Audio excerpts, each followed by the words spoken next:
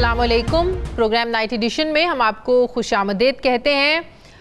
नाजरीन, 19वीं सदी में अमेरिका के चौथे सदर जेम्स मेडिसन, जिन्हें फादर ऑफ कॉन्स्टिट्यूशन भी कहा जाता है, उनकी एक बड़ी मशहूर कहावत है, वो ये है कि the purpose of the constitution is to restrict majority's ability to harm a minority. यानी आइन होता ही इसलिए है कि अक्सरियत की जो ताकत है ये अक़लियत को नुकसान ना पहुंचाए। जो आइन में लिखा है, कोई उसको माने या ना माने, इससे फ़र्क नहीं पड़ता, होगा वही जो आइन में लिखा है।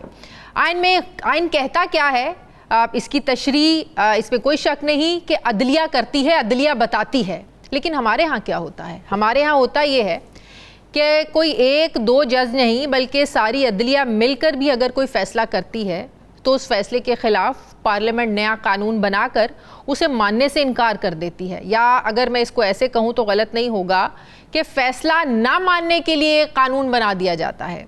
12 जुलाई को फुल कोर्ट ने तहरीक इंसाफ को मखसूस सीटें दी तो हुकूमत ने इलेक्शन एक्ट तरमीमी बिल पास कर दिया कि पार्टी की वाबस्तगी का सर्टिफिकेट तब्दील नहीं हो सकता और हर जमात को मखसूस सीटें देने के लिए फहरिस्त पहले देना होगी और बहुत सारी चीज़ें इसमें शामिल की गई।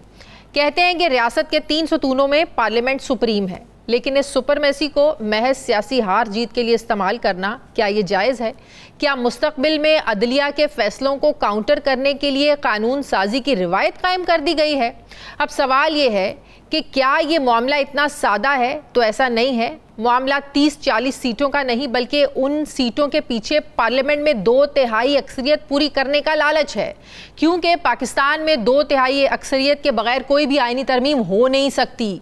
तो यहाँ सवाल यह है कि वो अहम आईनी तरमीम कौन सी है?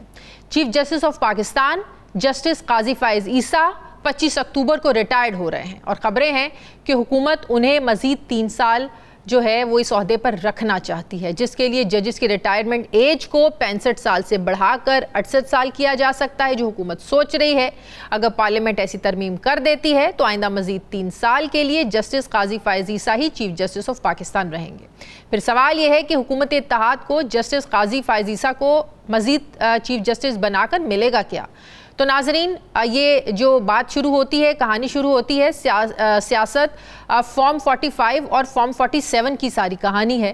तहरीक इंसाफ का इल्ज़ाम है कि काजी फ़ाइज़ ईसा ने इनसे इंतखाबी निशान छीना, उनके खिलाफ आने वाले फ़ैसलों पर असरअंदाज हुए और आइंदा चीफ जस्टिस ऑफ पाकिस्तान यानी मंसूर अली शाह ऐसे तमाम फ़ैसलों पर उन्हें रिलीफ दे सकते हैं। लिहाजा तहरीक इंसाफ मुतालबा कर रही है कि ऐसी किसी एक्सटेंशन से पहले या तरमीम से पहले ही हुकूमत जस्टिस मंसूर अली शाह का बतौर चीफ जस्टिस नोटिफिकेशन निकाल दे, जैसा कि साबिक चीफ जस्टिस उमर अता बंदयाल के दौर में ही लगभग 3 महीने पहले जस्टिस काजी फ़ाइज़ ईसा के नाम का नोटिफिकेशन जारी कर दिया गया था। हालांकि अब तो काजी फ़ाइज़ ईसा के जाने में 2 महीने रह गए हैं। हुकूमत का अदलिया के हवाले से एक और प्लान भी सामने आ रहा है, यानी सुप्रीम कोर्ट में 17 जजेस की तादाद को बढ़ाकर 23 कर दिया जाए। अब इसके लिए किसी आईनी तरमीम की ज़रूरत है या सिंपल सादा अक्सरियत से भी ये काम हो सकता है? हुकूमती दलील तो ये है कि जज साहिबान की तादाद में इजाफा करके केसेस की बढ़ती हुई तादाद को निपटाना है, लेकिन मुखालिफिन ये मानते हैं कि सारा जो मामला है ये मखसूस नशिस्तों का जो फ़ैसला है फुल कोर्ट का, उस पर असरअंदाज होना है। जो फ़ैसला है मेजॉरिटी का, उसको बदलना चाहते हैं हुकूमत। ये सारी तैयारियां जो है हुकूमत इसीलिए कर रही है। पाकिस्तान की तारीख वैसे तो आईनी और कानूनी बहरानों से भरी पड़ी है, कभी नज़रिया ज़रूरत के नाम पर तो कभी सियासी तराजू के पलड़े बराबर करने के लिए कानून की जो मोमी नाक है उसको जैसे चाहा मोड़ लिया। लेकिन इस बार ऐसा कह लीजिए कि गुज़श्ता 2 सालों में कानून और आइन शिकनी की जो प्रेसिडेंट्स, जो मिसालें सामने आ रही हैं, उनका तस्वुर करना भी मुश्किल था। इन उलझे हुए हालात में बड़े बड़े कानूनदान भी हैरान हो रहे हैं कि आखिर इस मुल्क में कानून के साथ, आइन के साथ हो क्या रहा है। इसी पर मैं बात करूंगी। मुझे सीनियर कानूनदान ज्वाइन कर रहे हैं बैरिस्टर चौधरी एतजाज़ एहसन साहब, माहिर कानून। अस्सलाम वालेकुम, बहुत बहुत शुक्रिया चौधरी साहब आपका। चौधरी साहब, जब से हुकूमत ने इलेक्शन एक्ट में तरमीम की हैं तो ये सवाल उठना शुरू हो गए हैं कि इस कानून साजी के बाद, इस तरमीम के बाद सुप्रीम कोर्ट का जो 12 जुलाई का फैसला है उसकी कोई हैसियत नहीं रही, उसकी कोई वक़्त नहीं रही। आपकी क्या राय है? 2 चीज़ें हैं इसमें मैं अर्ज़ करूँगा। एक तो ये सवाल इसी तरह है जिस तरह रहता है, वो सवाल एक होता है कि मुर्गी पहले आई जिसने अंडा दिया कि अंडा पहले आया जिसमें से मुर्गी निकली। क्या ये कोई इसका जवाब नहीं है। इसी तरह हमारे यहाँ इसका एक सर्टन जवाब जो है इंटेलेक्चुअली या लॉजिकली ढूंढना वो मुश्किल हो जाता है कि कानून साज इदारा तो कहता है मैं कानून साज इदारा हूँ, मैं मुकन्नना हूँ, मैं पार्लियामेंट हूँ, मैं सबसे मेरा हर्फ आखिरी है, जो मेरा हर्फ का हुआ हर्फ है। जब मैं कह दूं कि this is final, it is final. अदालत कहती है आपका हर्फ तो फाइनल है, पर उसके मानी क्या है आपके हर्फ के, वो हम बताएंगे। आप जो कानून बनाते हैं उसमें लिखा क्या है? अगर मे लिखा है तो स्वाबदीद है, अगर शैल लिखा है तो स्वाबदीद नहीं है। He will do that. उसके वो किसी सरकारी मुलाजिम के बारे में लिखा हो कानून में कि the home secretary shall issue licence, तो वो उस पर पाबंद हो गया। लेकिन अगर लिखा है मे इशू लाइसेंस, पर उस पर पाबंद नहीं हुआ। फिर उससे भी आगे चलते हैं, जब अदालत ने कह दिया शैल, तो उसमें आगे उन्होंने कहा कि ये भी मे के मुताबिक है, क्योंकि उसके बाद मुकन्नना ने उसको 3 चॉइसेस दे दिए हैं होम सेक्रेटरी को, ये भी कर सकता है, ये भी कर सकता है, ये भी कर सकता है। तो शैल भी कई दफ़ा मे की तरह पढ़ा जा सकता है। तो ये अब किसने कौन आखिरी हरफ आखिर है, ये पार्लियामेंट और जुडिशरी के दरमियान तगोदो 200-300 साल से चल रही है, दूसरे ममालिक में भी। हमारे मुल्क में ये फ़र्क होता है कि हम बनाते ही कानून या आइन को उसी वक्त तरमीम करने की कोशिश करते हैं जिस वक्त हमारे ज़ाती पार्टी के फ़ायदे में हो, ना कि कोई जनरल। जितनी तरमीम आई हैं स्वाय 18वीं तरमीम के जो पास हुई और बहुत उसका बड़ा आता है, आपने 17वीं तरमीम देखी, वो उड़ गई। उसके तहत जजेस की जो मुलाजमत की मियाद थी वो की गई थी, बढ़ाई गई थी। यही हाई कोर्ट्स की 65 साल, जजेस की 3 साल बढ़ा दी, और सुप्रीम कोर्ट की उसमें 68 साल। पर जब ही मौका मिला मुकन्नना को, उसने उस तरमीम को ख़त्म कर दिया और फिर 65 और 62 साल पे ले आए। अब अगर कोई सोच रहा है कि सारे जजों को, तमाम जो 150 जज हैं आला अदालतों का पाकिस्तान में, हर एक को 3 साल की मुद्दत मुलाजमत बढ़ा के मेरा कोई टेन्योर ज़्यादा सिक्योर हो जाए, तो वो गलत फहमी है। सही। पहली चीज़ मैंने कही थी कि अंडा और मुर्गी वाला सवाल नहीं ख़त्म होगा। दूसरा चीज़ मैं कहना चाहता हूँ कि बदकिस्मती से हम अपनी गलतियों से सीखते नहीं हैं। सही। हमने देखा है कि जब भी हमने तरजीह दी किसी शख्स को चीफ जस्टिस या किसी और ओहदे के लिए, उसने वो हमारे खिलाफ ही हुआ। बिल्कुल बिल्कुल। जस्टिस सैयद सज्जाद अली शाह को चीफ जस्टिस लगाया गया 1990 में, और वो चीफ जस्टिस रहे 1993 में, और वो चीफ जस्टिस रहे। हमने 2-3 जजेस को सुपरसीड करके, सईदुज़्ज़मान सिद्दीकी और वो जो चीफ जस्टिस है अजमल मियाँ और साद सऊजान, 3 जस्टिस को सुपरसीड करके हम अपना चीफ जस्टिस लेके आए। उसने बड़ा काम, जो उसका सबसे बड़ा मार्का था, वो कि हमारी असेंबली को डिसमिस किया। जब इसहाक़ खान ने, उसने अपने उस फैसले को अपहोल्ड किया। हालांकि नवाज़ शरीफ की असेंबली जब डिसमिस हुई थी 1993 में, उससे पहले, तो उसको उन्होंने रिस्टोर किया था। हमारे वक्त सज्जाद अली शाह ने बिल्कुल रिस्टोर नहीं किया, और वो हमारे खिलाफ ही सारा वक्त हमारे खिलाफ चला। सही।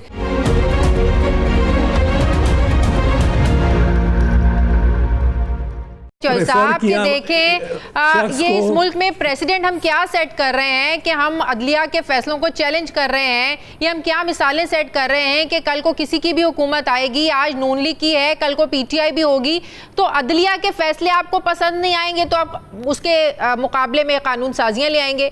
नहीं, इस हद तक तो ये इख्तियार है पार्लियामेंट का। पार्लियामेंट को भी सुप्रीम इसी वजह से नहीं कहते। गौदलिया कहती है, ये ज़रूर कहती है कि जो कानून आप बनाओगे उसकी तशरीह करना हमारा हक है। सही। लेकिन पार्लियामेंट को ये तो आप आइन में तरमीम करने का हक से तो महरूम नहीं कर सकते। पर जो अगर आइन में मैंने देखा है, जो भी हमने ज़ाती मुफाद के लिए और ज़ाती मियाद बढ़ाने के लिए फ़ैसले किए, आप देखें कि ज़ियाउल हक को किसने अपॉइंट किया सुपरसीड करके 6 जर्नैलों को, वो शहीद जुल्फ़कार अली भुट्टो ने, उसने उनको फांसी लगा दिया। ये किसने गिरफ़्तार किया मियाँ नवाज़ शरीफ को जब वो वज़ीर आज़म थे, वो मुशर्रफ ने, परवेज़ मुशर्रफ ने। परवेज़ मुशर्रफ को किसने लगाया था? दो जर्नैलों को, जिनमें एक बड़ा रिस्पेक्टेड वो ये मुझे अली कुली खान, चलो वो अली कुली हाँ, जिसमें अली कुली खान बड़ा रिस्पेक्टेड जनरल था वो भी, और एक खालिद दूसरा। फिर परवेज़ मुशर्रफ ने ही नवाज़ शरीफ को गिरफ़्तार किया। फिर ये जनरल बाजवा को किसने आर्मी चीफ लगाया? नवाज शरीफ ने। फिर जनरल नवाज शरीफ को गिरफ़्तार किसने किया? जनरल बाजवा ने। फिर बाद में लेके भी आया जनरल बाजवा, क्योंकि उसकी 6 साल की टेन्योर थी, लंबी टेन्योर थी। ये जो हम समझते हैं ना कि हम अपने लिए लगा देंगे, ये एक चलता है, मंसूब होता है, किया जाता है। एक जुमला मरहूम मियाँ मोहम्मद शरीफ से, जो वालिद थे, प्राइम मिनिस्टर के वालिद थे, अल्लाह उनकी मंजिले दर्जात बुलंद करे, पर उनका एक जुमला उनको मंसूब किया जाता था कि अपने बेटों को वो कहा करते थे कि अपना चीफ जस्टिस होना चाहिए, तो अपना चीफ ऑफ आर्मी स्टाफ होना चाहिए। और हर दफ़ा वो अपना लगा के और उसी के हाथों। अच्छा, अपना चीफ जस्टिस लगाने के लिए मुझे एक बात बताएं, ये इतनी तगोदो तरमीम करनी पड़ेगी, इनकी मुद्दत मुलाजमत बढ़ानी पड़ेगी, रिटायरमेंट की एज बढ़ानी पड़ेगी, जो सुपरसीड का मामला, जिस तरह आर्मी चीफ, आपने माजी की भी मिसालें दी कि अपनी मर्जी का सीनियरिटी के बेस पे नहीं लगाया जाता आर्मी चीफ, कभी भी नहीं ऐसे यहाँ पे हुआ, लेकिन यहाँ पे चीफ जस्टिस के मामले पर इस तरीके से होता है। तो यहाँ पे अपनी चॉइस से अगर हुकूमत लगाए, फिर ना कोई आईनी तरमीम करने की जरूरत है, ना इतनी तगदो करने की जरूरत है। ये तो एक प्रैक्टिस चलती आ रही है ना कि ये सीनियरिटी की बेस पर चीफ जस्टिस ऑफ पाकिस्तान लगेंगे। तो ये अगर हुकूमत करना चाहिए, हो नहीं सकता कि अपनी मर्जी से लगा दें, आप सुपरसीड कर लें? नहीं, अभी तो नहीं, इस वक्त तो नहीं हो सकता। इस वक्त तो जो सीनियर मोस्ट जज है सुप्रीम कोर्ट का, आइन के तहत तो उसका हक है कि वो चीफ जस्टिस बने। अच्छा। अब चाहे 23 दिन के लिए बने, वो एक थे जस्टिस जवाद एस ख्वाजा, वो 23 दिन के लिए बने थे, पर उनकी तकर्री हो गई। मेरा ख्याल है उनकी तकर्री नासिरुल मुल्क साहब के बाद हुई है कब, कि वो जिस दिन नासिरुल मुल्क साहब रिटायर हुए, ये चीफ जस्टिस बने, और 23 दिन बाद इनकी सालगिरह थी, ये ख़त्म हो गई इनकी। तो वो तो आइन का तकाजा है, उसमें आइन को तरमीम किए बगैर उस, लेकिन नीचे भी तो गड़बड़ होगी ना। आप देखें ना, नीचे भी तो गड़बड़ होगी ना। अब जैसे जस्टिस मंसूर अली शाह की बारी है, तो जाहिर है वो भी तो एक नीचे भी तो डिस्टर्बेंस पैदा होगी ना, अगर ये इस तरह की आईनी तरमीम कोई हो जाती है। नहीं, ये तो अगर किया तो गलत होगा, मैं समझता हूँ। और अपनी मर्ज़ी से, जिस तरह पहले की आप देखें, जितनी रिवायत है, वो 3-4 महीने वो चीफ जस्टिस ज़रा ममनून रहता है, फिर उसके अंदर आखिरकार कानून भी कोई चीज़ है, उसके सामने आइन आप रखते हैं, उसके सामने वकला पेश हो रहे होते हैं, दलीलें हो रही होती हैं। अब तो ओपन कोर्ट सारे मुल्क में दलील जा रही होती है उस वक्त। बिल्कुल। वो कितनी देर तक आपका रहेगा पाबंद आपके फेवर? तो अगर ये आईनी तरमीम हो गई है तो टिक सकेगी, या सुप्रीम कोर्ट खुद ही फिर इसको ख़त्म भी कर सकती है? कोई ऐसा इख्तियार है? सुप्रीम कोर्ट के पास इख्तियार तो कोई नहीं है ये, फिर पर सुप्रीम कोर्ट के पास आप समझ लें किसी वजह से वो इख्तियार है जो सुप्रीम कोर्ट ऐलान कर देती है, फैसला कर देती है कि हमारे पास ये इख्तियार है। बड़ा तजावज़ किया हुआ है सुप्रीम कोर्ट ने और हमारे जजेस ने अपने इख्तियारात से। लेकिन अगर उनको उस वक्त के कोई भारी, ये इस वक्त वैसे जुडिशरी जो है बड़ी रेजोल्यूट और बड़ी पुरअज़म है इस वक्त। ये वो वक्त नहीं है जब मुशर्रफ ने टेक ओवर किया था या टेक ओवर किया था ज़ियाउल हक ने। ये वो वक्त नहीं है। ये वक्त है जबकि जुडिशरी सारी इस वक्त मेरा ख्याल है सारी की सारी खड़ी होगी मंसूर अली शाह साहब के साथ। और 2, 3, 4 होंगे जो अब रह गए इनके साथ, काजी फैज़ ईसा के साथ। तो चौई साहब, ये मसला सिर्फ 2/3 अक्सरियत का ही है? इसका मतलब ये सारी जो इतनी मेहनत हुकूमत कर रही है, ये ताइनी तरमीम ये करने, ये सिर्फ ये 2/3 अक्सरियत का ही है? 2/3 अक्सरियत ये इनको मिले तो ये जो भी अपनी मर्जी के लिए अपनी मर्जी की कानून साजी करें, आईनी तरमीम करें, कोई पूछने वाला ही ना हो। बज़ाहिर तो यही बात है, बज़ाहिर तो यही है। और मेरा ख्याल है रियासत के मुख्तलिफ शोबों में और इदारों में बहुत सारे इदारे हैं जो कि ये इतनी पावर किसी सिविलियन प्राइम मिनिस्टर को देना नहीं चाहेंगे। उसमें जजेस भी नहीं चाहेंगे और वो जो यू आर वेरी राइट, बिल्कुल सही। हाँ, ये आपका बड़ा ज़बरदस्त एनालिसिस है। मुझे भी हमेशा से यही लगता रहा है कि कभी किसी सिविलियन प्राइम मिनिस्टर को किसी भी हुकूमत को पूरे इख्तियारात मेरा नहीं ख्याल कोई देना चाहेगा। और अब तो ज़ीरो लाइन पे ले आया है शहबाज शरीफ, जो हर जगह कहता है कि सिपा सालार से हमने ये हासिल किया है, सिपा सालार से वो हासिल किया। हालांकि सिपा सालार जो है वो हकीकत में प्रेसिडेंट है, आसिफ जरदारी साहब है। उसमें आइन में लिखा हुआ है supreme commander of the forces. और जो आर्मी चीफ या दूसरे चीफ्स हैं ये वो किताबें जो होते हैं, नहीं ये उन्हें इसका भी खिताब होता है वो कमानदार, जिससे कमांडर भी निकला है, कमानदार। ये commander of the armed forces. Armed forces नहीं, एक बड़ी बहरी हवाई सही फौज के जो सरबराह हैं वो कमानदार हैं। सिपा सालार आसिफ अली जरदारी ही है। सही। चौई साहब, जजेस की तादाद को भी जो 17 से 22 करना चाह रहे हैं, इसके पीछे भी वो जो 12 जुलाई का मखसूस नशिस्तों का जो फैसला है, उसी को लेकर के फैसला बदला जा सके, जो मेजॉरिटी का फैसला है। हाँ, फ़ायदा तो हो जाएगा, नंबर तो हो जाएंगे। नंबर तो इन्होंने कोशिश की थी कि वो एडॉक जजेस के ज़रिए भी 4 ले लें एडॉक जजेस। और ये सितम ज़रीफ़ी होती कि अगर अक्सरियत आपकी बने ऐसे जजेस की जिनको पार्ट ऑफ द कोर्ट नहीं कहा जाता, जो एडॉक, वो उनको कहता है दे शैल जे, हाँ एडॉक को वो आइन कहता है they shall also sit on the bench of the supreme court. यानी बेंच सुप्रीम कोर्ट का और चीज़ है और एडॉक का और है, पर उनको कहा है कि they shall have the same powers and authority as a जज ऑफ द सुप्रीम कोर्ट। पर वो जजेस नहीं होते सुप्रीम कोर्ट के सही मानों में। अब उनकी मेजॉरिटी, उनसे मेजॉरिटी बना के, अक्सरियत बना के आप एक केस आइन की तरमीम कर दें तो वे भी एक सितम ज़रीफ़ी है। लेकिन मुद्दा तो यही बता रहे हैं ना कि केसेस की तादाद बहुत ज़्यादा है, जुडिशरी पे बहुत ज़्यादा दबाव है, बड़ा लोड है। बज़ाहिर तो यही बताया जाना है, हुकूमत ये बताकर बेवकूफ़ बना रही है ना। हाँ, ये तो दुरुस्त है। वो मतलब है हुकूमत ने जवाज़ तो देना ही होता है ना, जवाज़ तो अपना देना ही होता है। पर बड़े बहुत सारे केसेस हैं, बहुत ज़्यादा केसेस हैं। वो 4 जजेस से केसेस तो ख़त्म नहीं हो जाने। बेंच तो अब बड़े बड़े ही बनेंगे। आइन में लिख दिया आपने कि 5 मेंबर बेंच होना चाहिए कम से कम कॉन्स्टिट्यूशनल मैटर पे। तो सैकड़ों के क्या हज़ारों कॉन्स्टिट्यूशनल मैटर्स हैं।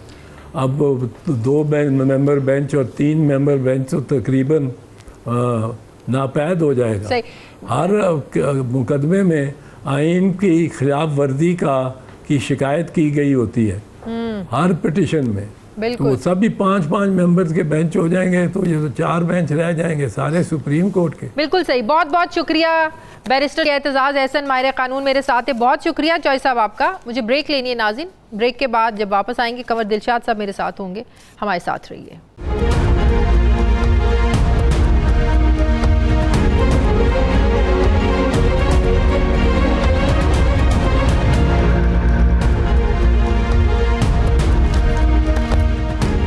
बाद एक बार फिर से आपको खुशामदीद कहते हैं। नाजरीन, पाकिस्तान में इलेक्शन हुए लगभग 8 महीने हो चुके हैं, लेकिन जो है वो धांधली का शोर अभी कम नहीं हुआ है। आम तासुर ये है कि 8 फरवरी को फॉर्म 45 पर जीतने वाले 9 फरवरी को फॉर्म 47 पर कैसे हार गए। PTI आज तक इलेक्शन कमीशन ऑफ पाकिस्तान से न सिर्फ इस सवाल का जवाब मांग रही है बल्कि ज़ाहिर एहतसाब का मुतालबा तो कर ही रही है।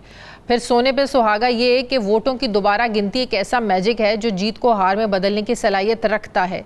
इलेक्शन कमीशन जहां भी वोटों की दोबारा गिनती का ऑर्डर देता है वहां PTI की जीती हुई नशिस्त नून लीग को की झोली में डाल दी जाती है, नून लीग को मिल जाती है। पहले NA 81 में वोटों की दोबारा गिनती में PTI के आज़ाद उम्मीदवार बिलाल एजाज की जगह मुस्लिम लीग नवाज के अज़हर क़य्यूम को कामयाब करार दिया गया। फिर हमने देखा कि NA 154 लोधरा में रीकाउंटिंग में आज़ाद उम्मीदवार राना फराज नून की जगह नून लीग के अब्दुर्रहमान कांजू को जितवा दिया गया। अब यही कहानी हमने देखा है NA 79 गुजरांवाला में भी हमें नज़र आई, जहां वोटों की दोबारा गिनती में PTI के जीते हुए उम्मीदवार एहसानुल्लाह विर्क के 12,000 वोटों को रिजेक्ट कर दिया गया और इस तरह 8 फरवरी को लीगी उम्मीदवार जुल्फ़िकार भिंडर जो 4,000 वोटों से हार गए थे उन्हें फातेह करार दे दिया गया। हारने वाले एहसानुल्लाह विर्क ने इल्ज़ाम लगाया कि दोबारा गिनती के वक्त डब्बों पर जो सील लगी हुई थी वो तब्दील थी।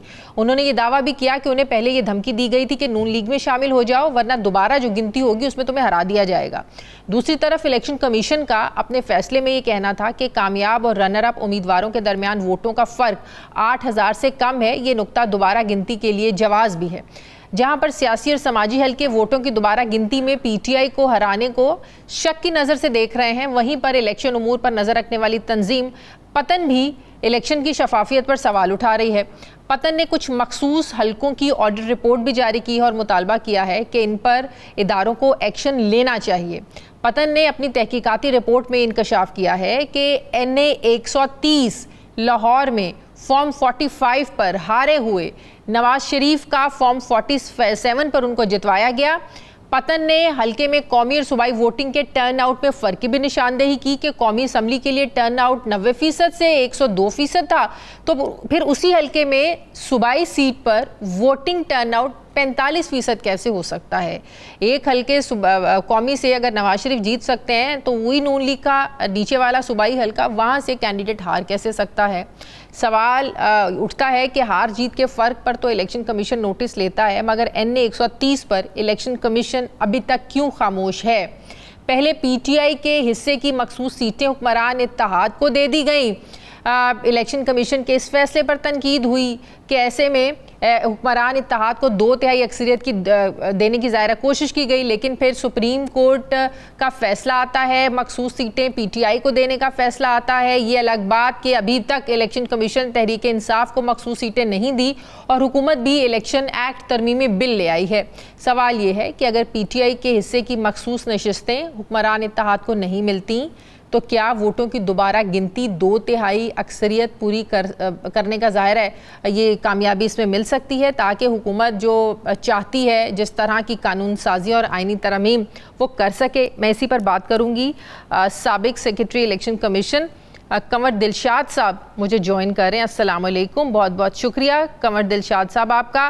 कंवर दिलशाद साहब, बड़ी हैरानगी होती है, 12 जुलाई का फ़ैसला 2.5 महीने हो गए, क्यों अभी तक इसको इम्प्लीमेंट नहीं करवाया गया, बल्कि इसके ख़िलाफ़ अपीलें चली गई हैं, रिव्यू में चली गई है। हुकूमत भी, इलेक्शन कमीशन ने भी उनसे मांग ली कि हमारी इसमें जो है हमें डायरेक्शन दी जाए कि कैसे इसको करना है। बड़ी चीज़ों पर उन्होंने सवालात भी उठाए, लेकिन जो तहकीकाती इदारे जो सवाल उठा रहे हैं, ख़ासकर मियाँ नवाज शरीफ साहब के हल्के पर, इस पर इलेक्शन कमीशन खामोश क्यों है?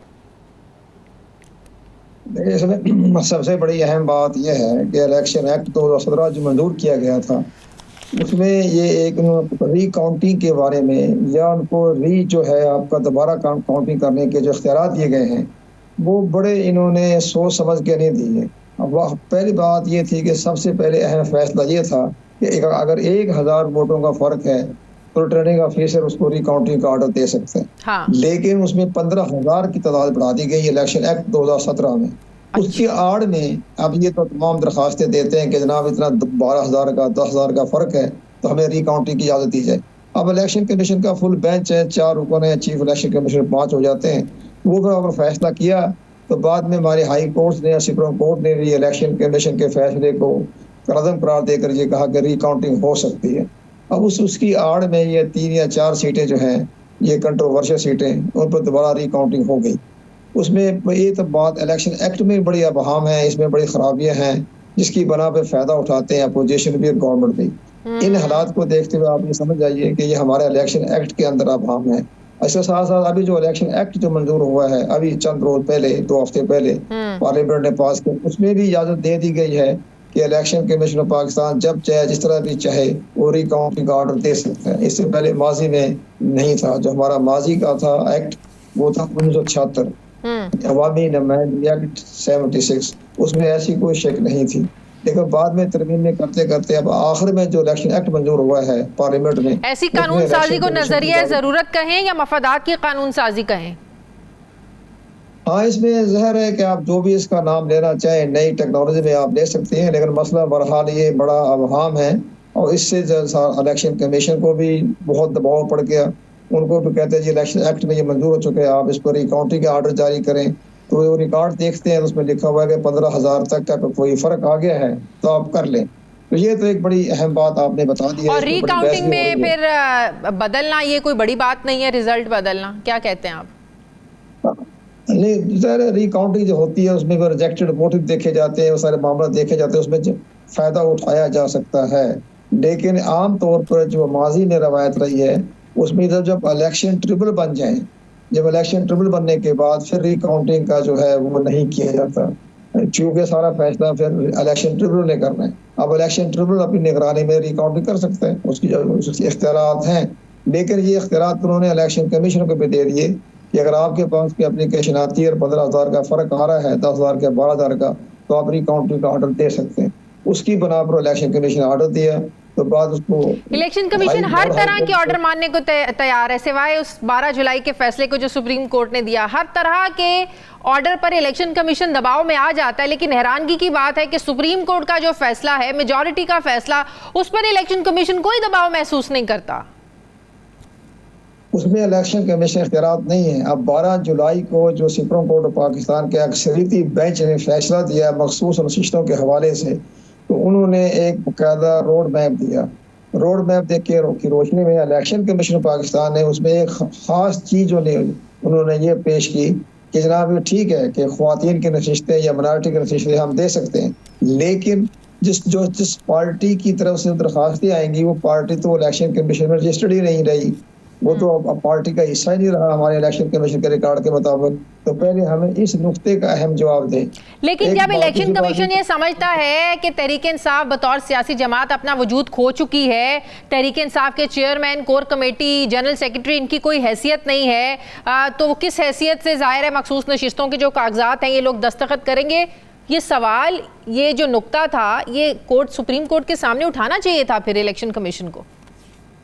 यही तो इलेक्शन नहीं, और इलेक्शन कमीशन के तो अटॉर्नी जनरल के जरिए पेश होते हैं ना, तो यही तो इलेक्शन कमीशन ने कहा ना कि अटॉर्नी जनरल ये अहम नुक्ता आपको नहीं बताया, तो हम आपको नजरसानी की दरख्वास्त में बताना चाहते हैं। पहले ये फैसला करें जिस पार्टी का वजूद ही नहीं है, स्ट्रक्चर ही कोई नहीं है, तो वो उसका सेक्रेटरी जनरल नहीं है, चेयरमैन नहीं है, जो दरख्वास्तें आएंगी ख्वातीन की या माइनॉरिटी की उस पर दस्तखत कौन करेगा, या चेयरमैन या सेक्रेटरी जनरल? कोई पार्टी का तो वजूद ही नहीं है। पहले हमें इस नुक्ते पर वजाहत कर दें तो हम इसके बाद फैसला कर लेते हैं। जो जैसे सुप्रीम कोर्ट ने कहा अभी उस पर फैसला नहीं हुआ है, लेकिन बड़ा अक्सरियती फैसला बड़ा इंपॉर्टेंट है।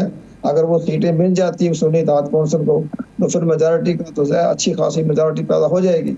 ये 2-3 सीटें जो आ रही हैं इलेक्शन ट्रिब्यूनल के हवाले से या इलेक्शन ट्रिब्यूनल के बगैर, इससे कोई फर्क नहीं पड़ेगा। असल फर्क पड़ेगा जो ख्वातीन की या माइनॉरिटी के नशिस्तों का फैसला हो जाता है और जिस पार्टी को मिल जाती है उसकी कौमी असेंबली इस टाइम तो लगता है सारी सियासत ही ये जो 12 जुलाई का फैसला है मखसूस नशिस्तों के हवाले से, सारी सियासत और सारी आईनी तरमीम, कानून साजी इसी के गिर्द घूम रही है।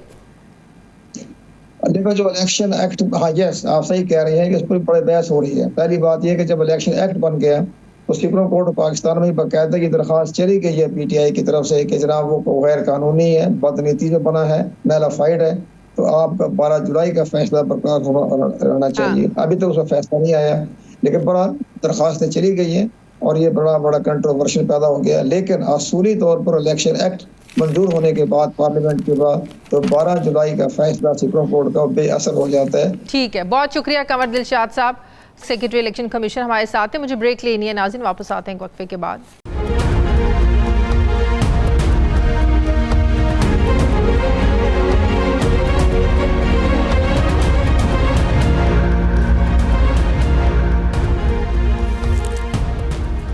ब्रेक के बाद एक बार फिर से आपको खुशामदीद कहते हैं नाजरीन। हुकूमतें हर साल अखराजात कम करने की बातें तो करती हैं, दावे भी करते हैं, लेकिन ये सिर्फ दावों की शक्ल में हमेशा हमें नज़र आते हैं।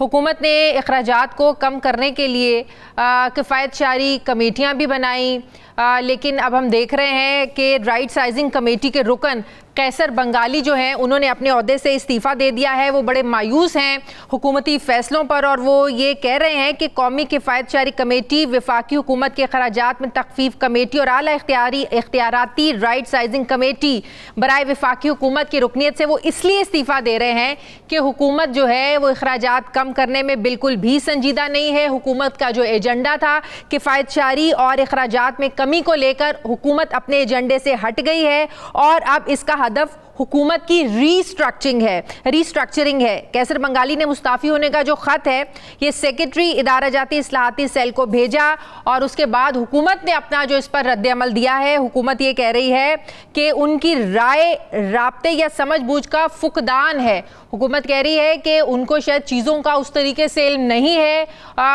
उनकी समझ बूझ नहीं है, उनकी ये ज़ाती राय कह रहे हैं उस पर मबनी करार देकर वो कह रहे हैं कि इनकी अपनी ज़ाती राय हो सकती है डॉक्टर कैसर बंगाली की। अगर समझ बूझ का इतना फुकदान था तो हुकूमत ने उनको राइट साइजिंग कमेटी का रुकन बनाया क्यों, उन पर ये जिम्मेदारी क्यों डाली जब वो तजावीज़ दे रहे हैं। और हम बार बार ये बातें सुन रहे थे कि जो किफ़ायत शारी कमेटी की तजावीज़ हैं हुकूमत इसको मान नहीं रही है, तजावीज़ पर अमल दरामद हो नहीं रहा है, जिससे तंग आकर अब कैसर बंगाली साहब ने जो है वो इस्तीफ़ा दे दिया है। किफ़ायत शारी कमेटी ने कहा था कि अशराफिया की जो सब्सिडीज़ हैं उनको ख़त्म किया जाए, लेकिन यहाँ हम देख रहे हैं कि कभी सरकारी अफसरान को लग्जरी गाड़ियाँ दी जा रही हैं, कहीं लग्जरी घर बनाने की मंजूरी दी जा रही है।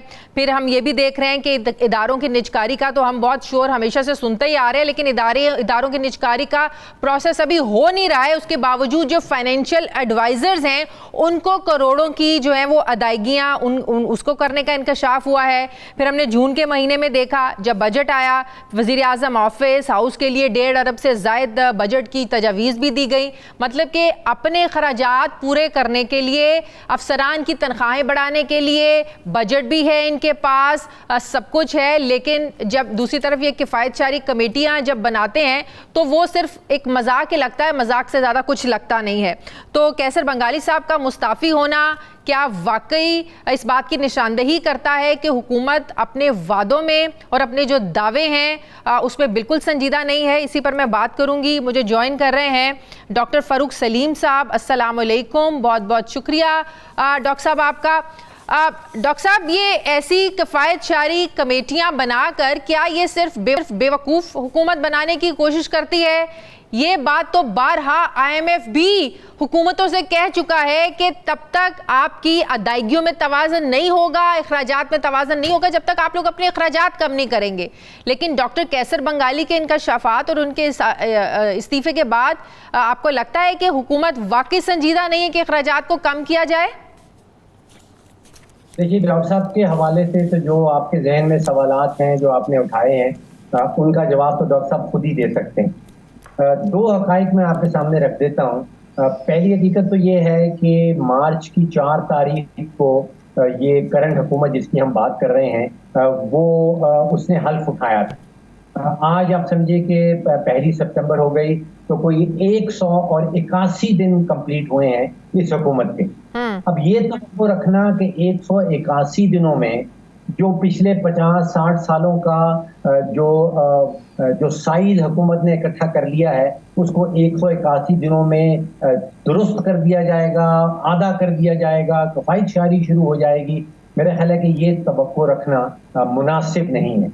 इस वक्त हमें देखना ये होगा कि सिमत क्या है, क्या सिमत दुरुस्त है या सिमत ही गलत है। देखिए 181 दिनों में ये तो आप एक्सपेक्ट ना करें कि हुकूमत आधी रह जाएगी, राइट साइजिंग हो जाएगी। अभी हमें सिमत का तयन करना है। देखिए राइट साइजिंग कमेटी बनाई गई और उस कमेटी में कई मेरा ख्याल है कि 1 दर्जन से ज्यादा मीटिंग की हुई हैं और कोई आधा दर्जन से ज्यादा वजारतों ने खुद से आके रजाकाराना तौर पे अपनी तजावीज़ दी हैं कि वो किस तरह अपने अखराजात जो है वो कम कर सकती हैं। एक जो बड़ा वादे तौर पे चीज सामने आई कि विफाकी हुकूमत के हवाले से 1.5 लाख जो सरकारी असामियां वेकेंट है उनको मुकम्मल तौर पे खत्म कर दिया जाएगा। सही 150,000 1.5 लाख के करीब। पाकिस्तान की मेरा ख्याल है कि 50 साल तारीख में पहली दफा ऐसा हुआ कि एक डिपार्टमेंट को बंद कर देने का ऐलान कर दिया गया है, जो PWD है, पाकिस्तान वर्क्स डिपार्टमेंट कहलाता है। सही।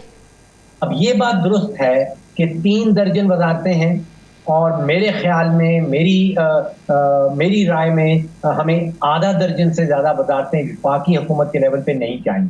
वजारतें हैं 3 दर्जन, तो उसमें बहुत ज्यादा कमी करने की जरूरत है। 3 दर्जन वजारतों के साथ कोई 4 दर्जन जो हैं वो डिविजन्स लगी हुई हैं और 4 दर्जन डिविजन्स के साथ कोई 400 के करीब डिपार्टमेंट्स लगे हुए हैं। अब वो 18वीं तरमीम के तहत हमने सब कुछ तो सूबों को बांट दिया है, तो 3 दर्जन वजारतों की विफाकी लेवल के ऊपर सियासी जरूरत तो शायद होगी लेकिन माशी जरूरत कतई नहीं है। तो उस तरफ जो है वो आप जरूर उसको क्रिटिक कर सकते हैं कि वो 3 दर्जन वजारतों से हम कम क्यों नहीं कर रहे। जो 400 डिपार्टमेंट्स हैं उनमें बहुत बड़ी कटौती क्यों नहीं की जा रही। उसमें कमी लाई जा रही है, कमी की तजावीज़ सामने आई हैं, लेकिन जिस स्केल पे होना चाहिए शायद वो स्केल पे कमी नहीं आ रही। लेकिन ये तो आप मानते हैं ना राइट साइजिंग वक्त की जरूरत है मुआशी लिहाज से जी। इसमें एक तफरीक कर लीजिए विफाकी हुकूमत और सूबाई हुकूमत। हाँ। देखिए विफाकी हुकूमत का इस साल का बजट अगर आप देखते हैं तो उसकी आमदन है 17,000 अरब, उसमें से 10,000 अरब मुख्तस किया गया है सूद के लिए, बाकी बचा 7,000 अरब और वो 7,000 अरब बांट दिया जाता है सूबों में। हाँ। तो विफाकी हुकूमत के पास कोई पैसा नहीं बचता। आप कटौती करें, आप राइट साइजिंग करें, थोड़ा बहुत सा फर्क जरूर पड़ेगा। फोकस करना होगा सूबाई हुकूमतों पे। सही। सारा पैसा जो विफाकी हुकूमत टैक्स की मद में इकट्ठा करती है वो सूबों को बांट दिया जाता है। तो जब तक सूबों के हवाले से 18वीं तरमीम के हवाले से 18वीं तरमीम की जो माशी शिकें हैं उनके हवाले से कोई रद्दोबदल नहीं की जाती, उनके ऊपर कोई नजरसानी नहीं की जाती। आप एक सूबों में आप गवर्नर हाउसेज ही देख लें, वहाँ पे आप देख लें इतना अमला होता है। एक गवर्नर जिसके पास उस तरीके एक आईनी ओहदा ही है ना, इख्तियारात तो कुछ नहीं होते गवर्नर के पास।